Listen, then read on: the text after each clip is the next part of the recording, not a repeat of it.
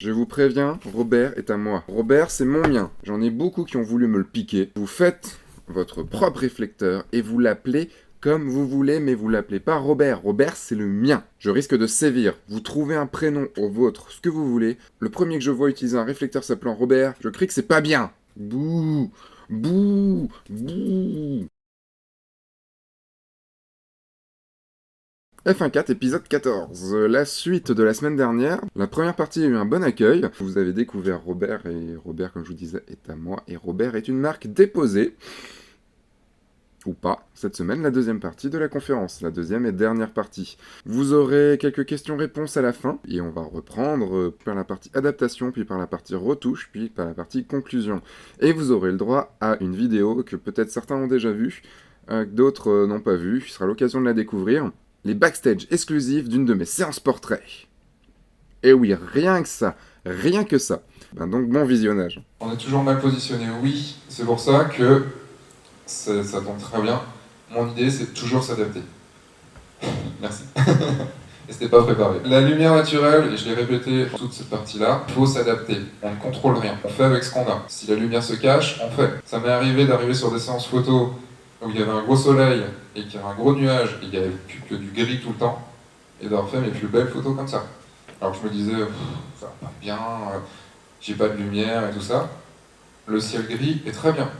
On aura moins de contraste. En fait, il faut profiter de tout ce qu'on nous donne. S'il pleut, ça peut être très bien.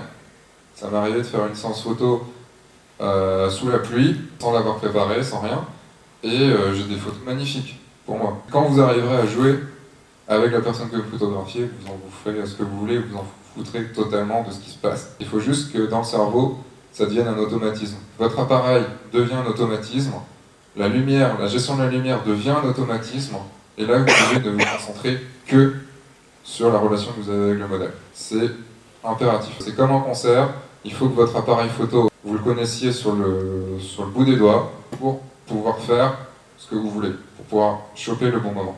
Et pour ça, le concert est un très bon exercice, puisque vous êtes dans le noir, et vous devez apprendre à utiliser votre appareil photo dans le noir. Et c'est pas facile. Alors au début, on va dans les menus, on fait tout ça, et puis on se dit, tiens, il y a ce bouton-là qui marche pour changer les ISO. Ou tiens, il y a ce bouton-là, il y a cette molette-là pour changer ça. C'est un super bon exercice. De toute façon, chaque type de photo est un très bon exercice. Le portrait est un très bon exercice pour apprendre la direction de modèle, pour savoir choper les petits instants. Le concert est un très bon exercice pour pouvoir choper les bons moments et pour pouvoir maîtriser son appareil photo. La macro doit être un très bon exercice, parce que je ne l'ai jamais utilisé, mais pratiqué, mais pour la patience, sûrement. Le paysage, être au bon endroit au bon moment, savoir attendre. Le sport pour avoir le bon moment et pour choper l'action, c'est super dur. Pour avoir fait un peu de photos au handball de Cesson, c'est pas évident de prendre la bonne photo et de pas se prendre le ballon non plus. Il y a ça aussi. Enfin voilà, faut toujours s'adapter. Je pense que c'est une question de focale. Prendre un portrait au 24 mm au grand angle, ça va énormément déformer. Je shoot moi qu'au 50 mm, c'est ce qu'on appelle la vision humaine. Enfin, le 50 mm pour moi est une très belle focale pour le portrait, parce que ça me permet d'être proche du modèle, tout en ayant des perspectives qui ne sont pas biaisées. Après, il paraît que le 85 et que le 135 c'est super. Si quelqu'un veut m'en payer, c'est cool. Mais je n'ai pas eu le loisir d'utiliser, donc je peux pas dire. J'en vois beaucoup qui font de la photo de rue au 200 mm. C'est une erreur abominable. Regardez tous les photographes de rue, ils sont au 35 mm. Parce qu'il faut être dans l'action. L'idée de se planquer pour faire la photo, c'est une question d'être timide. Et c'est super dur. C'est super dur de faire la photo de rue. Parce qu'on va vers les gens, ils n'ont rien demandé. Et il faut être au 35. Moi je fais au 50 ou au 24, parce que j'ai pas de 35. Mais il faut être avec les gens. Le mariage est quelque chose de très chouette pour ça, puisque les gens savent qu'il y a un photographe, et on peut tout se permettre. Donc on va pas les gêner dans leur intimité. Mais dans la photo de rue, il faut s'impliquer, il faut toujours s'impliquer dans son action. C'est pour ça que moi, il faut que je sois proche de mon modèle, parce que si je suis trop loin, l'intimité n'est plus là. Beaucoup prennent un zoom, déjà, moi je suis anti-zoom. Si vous voulez vous impliquer dans votre photo, la focale fixe, c'est ce qu'il faut. Parce que vous ne serez pas enclin à la facilité, à zoomer ou à dézoomer. Si vous voulez zoomer, vous vous avancez, si vous voulez dézoomer, vous vous reculez. Et là, vous vous impliquez dans votre photo. Il faut s'impliquer de tout ce qu'on est dans sa photo pour pouvoir en faire quelque chose de bien. Ça se voit tout de suite quand une photo a été prise à la va-vite, sans y croire. Si on n'est pas au milieu de l'action, il y a des gens autour qui vont cacher et on ne peut pas prendre sa photo, c'est pas possible. Non, mais je pensais plutôt aux déformations en fait. Il parle de l'effet déformation, on reste au 35 mm, on n'est pas au grand angle. Moi, au 24 mm, c'est vrai que des fois je le vois quand je suis très proche de l'action. Mais au 35 mm, on le voit pas. C'est le maître mot, c'est d'être dans l'action. On peut pas faire des photos quand on n'est pas dans l'action. Je pense que sur un match de foot, ça doit être super dur de faire des photos parce qu'on n'est pas dans l'action. Ce que j'ai aimé dans le handball, c'est qu'on est dans l'action parce que les joueurs peuvent être à 2 cm de nous. On est dans l'action. Et prendre les photos et j'en vois beaucoup quand j'ai fait des photos de handball, il y en a beaucoup qui étaient au zoom, à téléobjectif. Ça fait des photos très plates.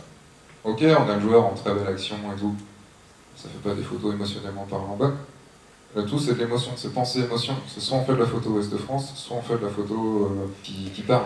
Je suis désolé s'il y a des correspondants Ouest de France ici. Après, il y a des correspondants Ouest de France qui font de très belles photos, mais c'est rare. Enfin, en fait, je dis ça parce que la photo informative n'est pas du tout pareille que de la photo qui parle. Moi, mes photos, je pense qu'elles parlent, j'espère. Elles ne sont pas forcément bien pour illustrer un article. La partie retouche, c'est quelque chose d'absolument important et dans ma démarche. Ce que je disais tout à l'heure, c'est que ce que je vois par mes yeux n'est pas ce que l'appareil voit. L'appareil, il va voir ce qui se passe. Il ne va pas l'interpréter. Mon cerveau l'interprète, mes yeux interprètent. Mes yeux se focalisent sur quelque chose et ne voient pas le reste. Sur la photo du skieur, je la voyais comme ça. Je vais vous en parler quand je vais vous montrer les avant-après. Je vais vous montrer un petit peu, vous donner les quelques petites choses que je fais. Donc mon process, pour ceux qui connaissent un peu le process informatique, toutes mes photos arrivent sur Lightroom, parce que pour moi c'est un super logiciel qui fait aussi bien bibliothèque de photos que développement, que chambre noire. C'est juste super utile quand je rentre dans un reportage et que j'ai 2000 photos et que je dois en sortir 500 en une journée. Ça me permet de faire le tri très vite, en supprimant toutes les mauvaises, puis en sélectionnant celles que je garde, et puis après de les traiter à la volée, en pouvant copier des traitements d'une image sur une autre, quand l'image est très proche. J'ai des presets aussi. C'est pour moi un super bon logiciel pour commencer à retoucher les photos. Et pour retoucher sans aller dans le détail. Pour le détail, on a bien sûr Photoshop. Photoshop, on va aller traiter du pixel, et on va peindre des masques, on va donner la réelle intention.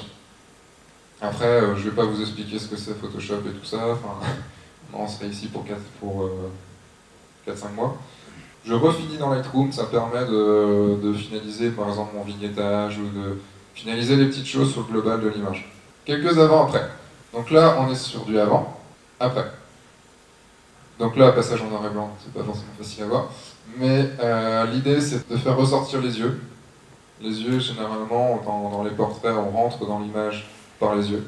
Donc mon idée, c'est toujours d'avoir des yeux pétillants. Ondin, elle a son expression qui est pour moi très vraie. Et elle nous regarde d'une façon non forcée, juste naturelle. Pour vous expliquer la petite histoire derrière, on était sur un tel-cul, une balançoire qui va d'un côté et de l'autre. Et donc j'étais d'un côté avec mon appareil photo de la balançoire et elle était de l'autre côté en train de rigoler. Voilà, il y a un moment où on était dans le truc, on rigolait bien, et puis j'ai arrêté la balançoire, j'ai pris les photos et voilà ce qui est arrivé. Quand je vous parle d'intimité avec le modèle, c'est vraiment jouer. Cette personne-là, je ne l'avais jamais rencontrée il y a 3 quarts d'heure avant. Alors je vais offusquer tout le monde, mais non, je ne l'ai pas pensé en noir et blanc. Le noir et blanc, je maîtrise beaucoup mieux le noir et blanc que la couleur. Donc par facilité, c'est vrai que j'arrive sur du noir et blanc. Après, j'aime beaucoup le noir et blanc. Après, je suis plus fier de moi quand je fais de la couleur et que j'arrive à une belle couleur, vu que je maîtrise moins la couleur. Je pense, en fait, quand je dis que je pense la photo pendant que je la prends, c'est plus, là par exemple, je me focalisais sur ses yeux, sur son attitude. Après, c'est un aspect graphique. Et quand vous voyez les yeux qu'il est là, si on zoomait dedans, on me verrait moi, en reflet. Tout le blanc autour, c'est le ciel, et des arbres sur le noir. Et donc en fait, le lieu où on est aussi extrêmement important, puisque ça nous permet d'avoir des reflets de fou dans les yeux qui donnent un aspect pétillant. C'est souvent on a des très très bonnes surprises quand il y a beaucoup de lumière, Après ça dépend des yeux, il y a des yeux qui réfléchissent beaucoup plus que d'autres. Avant, après. Donc ce que j'ai fait là-dessus, à part juste... Ah oui, donc la seule retouche physique que je m'autorise, les deux seules retouches physiques que je m'autorise, c'est les boutons, puisque ça, on n'a pas de chance, on ne sait pas quand ça arrive, et les cernes. Parce que les cernes, ça peut aussi, on peut avoir très mal dormi, c'est pas de bol. Et souvent, quand on sourit, en fait, les cernes se creusent. Enfin, les poches sous les yeux se forment. Donc c'est dommage d'avoir un sourire avec des grosses poches sous les yeux. C'est la seule chose que je m'autorise, parce que je trouve que c'est des choses qui sont là à cet instant, mais qui ne seraient pas là genre 2 jours après ou 2 jours avant. J'ai rectifié un peu donc du coup la couleur de sa peau pour avoir une couleur un peu plus naturelle. Vu qu'on était en lumière naturelle de nuit, lumière artificielle, à faire plaisir à Benoît, mais non contrôlée. Donc du coup j'ai retouché un peu sa couleur de peau pour avoir quelque chose de plus naturel. Et j'ai mis du bleu derrière. J'ai accentué le bleu qu'il y avait derrière. C'est une vitrine bleue. Et du coup ça me permet de détacher le modèle du fond. C'est une des techniques. Il y a deux techniques. C'est la technique d'assombrir le fond pour faire ressortir ce qu'on veut montrer, ou de changer la température de la lumière. On peut changer la température de la lumière, on peut mettre une température froide en arrière-plan et une température chaude en devant. Ça permet de faire ressortir. La photo du ski. Voilà ce que j'ai vu. Alors en plus, si je m'en rappelle bien, j'avais mis mon masque devant l'appareil photo. Ça faisait un filtre un peu rouge dessus, donc j'ai juste, là sur cette photo là, il y a juste quand même la balance des blancs qui a juste été réajustée. Mais voilà ce que ça donnait, et j'avais été super séduit par les petites fumées que formait la poudreuse. Ça rendait super bien. Il y avait cette superbe remontée mécanique qui me faisait penser à Alien. Le skieur qui était là, et puis les skieurs qui attendaient là-haut, enfin c'était assez magique.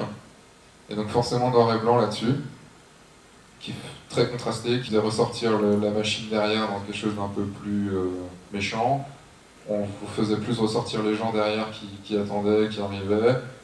Le skieur qui est à moitié dans le soleil et tout, enfin, c'était et l'ombre qui arrivait jusqu'à moi.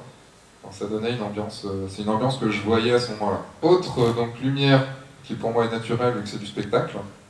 Pour ceux qui connaissent, c'est la tire, la troupe d'impro rennaise, lors d'un catch d'impro. La photo prise, c'était ça. La photo retouchée, c'était ça. C'est super, le casque d'impro, en tant que photographe, c'est magique, on est intégré au spectacle. Donc là, l'idée, c'était de redonner du volume à la fumée ce que je vous disais tout à l'heure, en mettant une température froide. On a la température chaude sur le ring avec le rouge, sur le curé à gauche, et je voulais une lumière froide qui arrive pour faire arriver l'arbitre. Là, il n'y a pas de Photoshop, c'est que du lightroom. En conclusion, lumière naturelle, ça. Hein. J'ai déjà fait une conclusion tout à l'heure en disant on s'adapte. Ce que vous voyez n'est pas forcément ce que l'appareil photo voit. L'appareil photo n'est pas intelligent. C'est juste des réglages. Vous en faites ce que vous voulez de votre photo. C'est vous le maître. Après, c'est sûr, c'est de la maîtrise, c'est du temps passé. Si vous y passez pas des heures et des heures et des heures et des heures d'apprentissage, vous n'arriverez pas forcément à un beau rendu. C'est évident. Il faut travailler, c'est comme tout, on ne peut pas devenir un bon charpentier en 2 heures. C'est pas possible. Donc c'est travailler, et quand on est sur du reportage, c'est de travailler son œil, toujours être à l'affût, toujours. Penser photo, voir photo.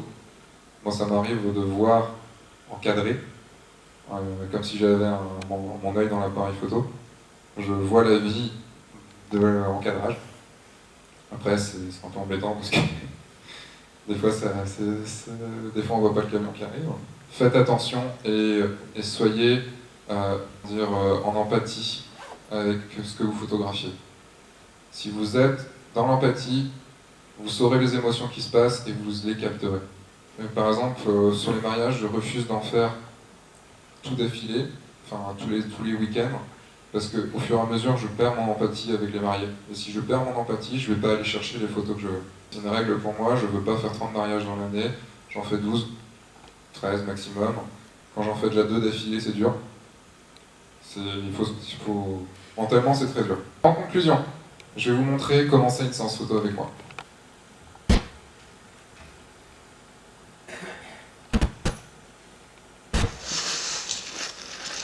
Ça caille, sérieux là.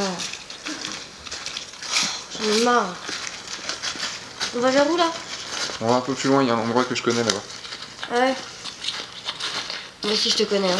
Ça fait 2 ans. Ça fait 2 ans que tu me fais toujours la même blague, on va en forêt en hiver, tu sais. Ah, c'est bien, c'est beau. Ça fait froid, y a de la boue, c'est dégueulasse. Je suis enrhumée. Merci Sébastien Roignan. On est bien là. Je pense que c'est pas mal ici. Ouais, On va commencer le portrait. ouais, mais là t'es pas au 50. Non, pourquoi? Seb, le portrait c'est 50 mm. Ah non. Ok, c'est bon là. C'est bon? Ouais. Ok. Du coup t'es bien en 1-4? En quoi? Regarde là, c'est marqué quoi sur ton truc? 4-5. 1-4, Seb, c'est pour Pourquoi? avoir le flou derrière. Ah oui, c'est vrai, merde. Comment je fais? Et bah du coup tu tournes la molette. Ouais, c'est bon. S'il te plaît? Ouais. Ok. Et la mise au point, tu l'as fait sur mes yeux? Tu l'as fait pas sur mon nez? Ouais, attends. On fait quoi du coup? Ce qu'on avait dit la dernière fois. On avait dit quoi la dernière fois? Que je devais faire des expressions du visage. Bon, bah, fais des expressions du visage alors, vas-y. Ok. T'es sérieux? Bah, Elle est pas drôle ta blague. généralement les gens ils rigolent. Non mais tes blagues c'est de la merde, ça on sait tous bien. On est à 2 doigts là de monter un club mensuel avec les modèles de Sébastien Roignan pour raconter tes nouveaux exploits. Bon, ok, là on est bon. On était pas mal, mais je vais essayer de gérer un peu mieux la lumière. Là. Bah, attends, t'as pas Robert dans ton objectif? Attends, non, regarde. Quoi? Il faut qu'il ait la lumière sur moi, Ouais? tu vois? Hop. Non mais vas-y, laisse-moi faire. Ok. Voilà, là c'est comme ça, vas-y, tu D'accord. reprends. Ok. D'accord, merci.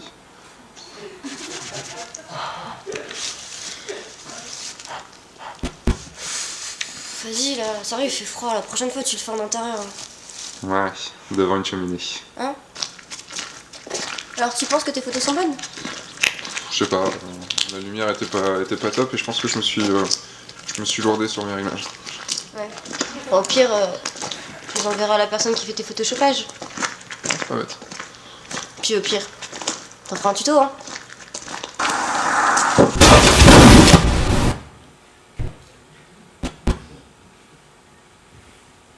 Donc voilà comment se passe une séance photo avec moi.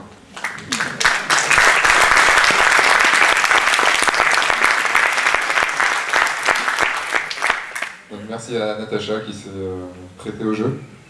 Donc une modèle qui me connaît bien, on a fait beaucoup de séances photos ensemble. C'est pour ça qu'elle me connaît aussi bien et qu'elle sait aussi bien faire des photos.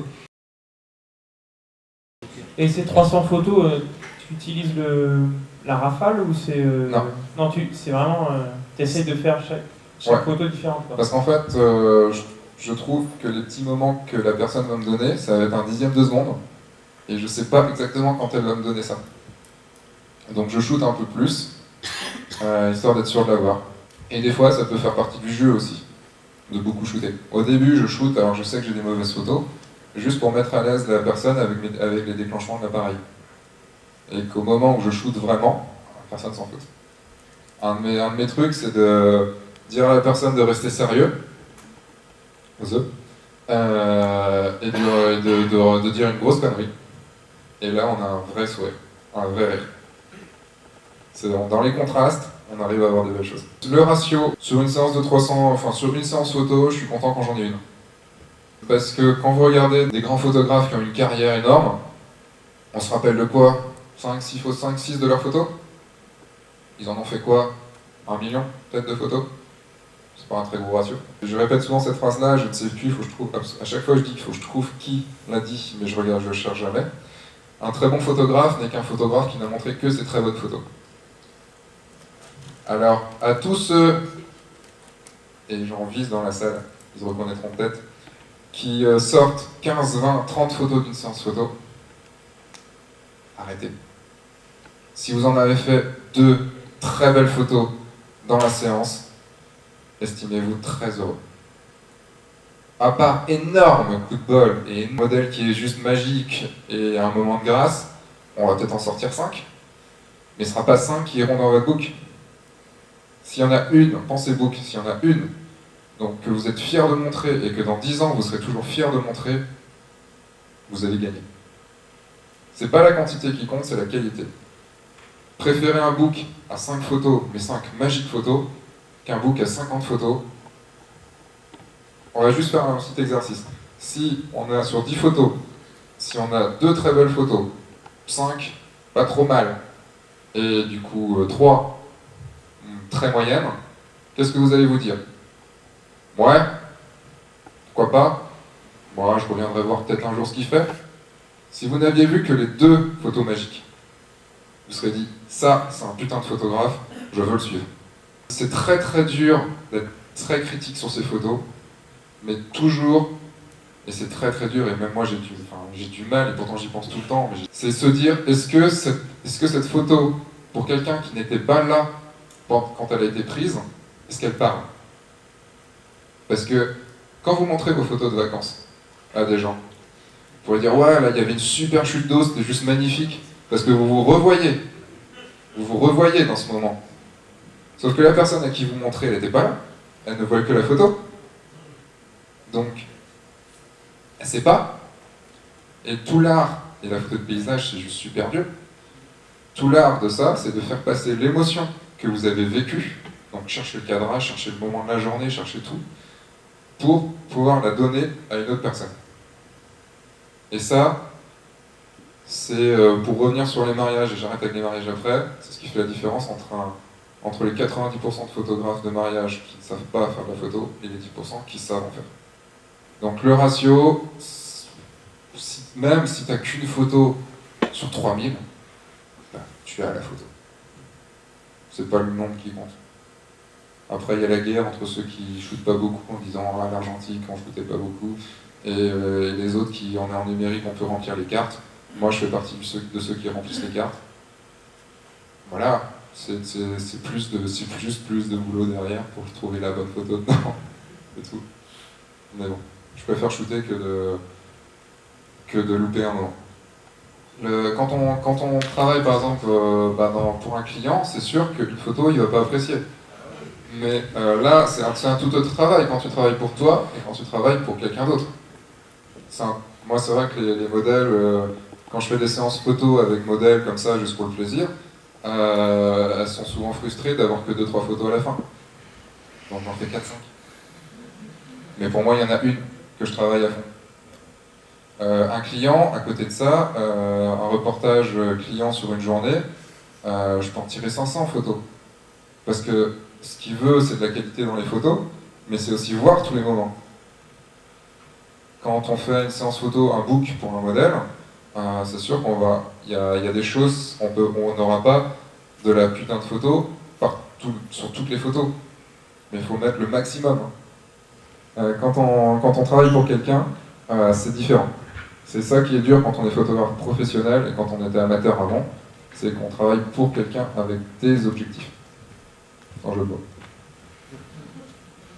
Et oui, arrêtez avec les jeux de mots, vaseux, il n'y a pas photo. C'est un gros cliché. Ça m'arrive, très rarement, parce que ça fait du matériel à transporter, j'ai un trépied qui est lourd. Mais ça m'arrive quand je veux quelque chose d'assez précis, et c'est surtout derrière, ça permet, quand je fais mes vidéos, d'avoir un délire, en fait. C'est plus pour du délire. Rarement, quand je suis en studio, je le fais. Mais non, ça me bride. C'est comme avoir des flashs, ça me briderait. Parce qu'il faudrait transporter le trépied. En plus, mon trépied, il a pas de... C'est un vieux, donc il ne développe pas facilement. Il faut visser, dévisser. Et donc, ça me bride plus qu'autre chose. Alors comme je travaille avec des objectifs 24 et 50 mm qui ouvrent tous les deux à 1.4, et que le 5D Mark II peut monter à 3200 ISO sans trop de problèmes, ça me permet de faire face quasiment à toutes les solutions. Après, ça n'empêche pas qu'on peut avoir des lumières toutes pourries. Dans ce cas-là, le noir et blanc va s'imposer.